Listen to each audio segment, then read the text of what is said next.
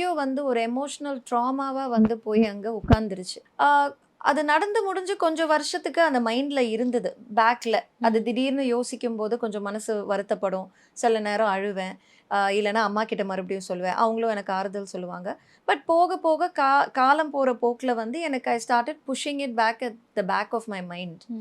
But அந்த pushing it பேக்ல என்ன ஆயிடுச்சுன்னா, அது எங்கேயோ வந்து ஒரு எமோஷனல் ட்ராமாவா வந்து போய் அங்க உட்கார்ந்துருச்சு. ஸோ அதுக்கப்புறம் வந்து I think just few years back I realised that அந்த ட்ராமா வந்து நான் வெளிய கொண்டு வரலன்னா, ஆஸ் அ பெர்சன் நான் ஹீல் பண்ண மாட்டேன்.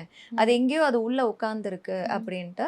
இதுல பெரிய ஒரு மாற்றம் நான் ஏன் வந்து இத வெளிய நான் சொல்லணும்னு நான் நினைச்சேன்னா, பிகாஸ் ஐ ஃபீல் இப்பவும் இது நடக்குதா, நடக்கலையான்னு நான் வந்து ஓப்பனா என்னால சொல்ல முடியாது. பிகாஸ் நான் இண்டஸ்ட்ரிய விட்டு ரொம்ப வருஷம் வந்துட்டேன். But when the Hema committee came and அதுக்கு முன்னால the me too movement came, I just felt like இது நான் சொல்றதுனால it will create an awareness with youngsters. Not just நம்ம இண்டஸ்ட்ரியில இருக்கிறவங்க மட்டும் இல்லாம, யங்ஸ்டர்ஸ் மத்தியில வந்து ஒரு சின்ன ஒரு அவேர்னஸ் தட் இப்படி வந்து சில நேரங்கள்ல நடக்கிறத வந்து நம்ம தடுக்கலாம். அப்படியே தடுக்க முடியாம ஒரு சூழ்நிலையில அது நடந்துருச்சுன்னா, if it is not our fault.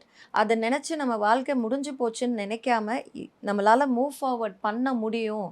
தைரியமா we need to move forward அப்படின்ற அந்த ஒரு மெசேஜும் வந்து குடுக்கணும்னு அந்த ஒரு புரிதல் slowly started coming in. And it was only last year நான் வந்து வெளிப்படையா நான் பேச ஆரம்பிச்சேன். ஒரே ஒரு தடவ தான் பேசினேன்.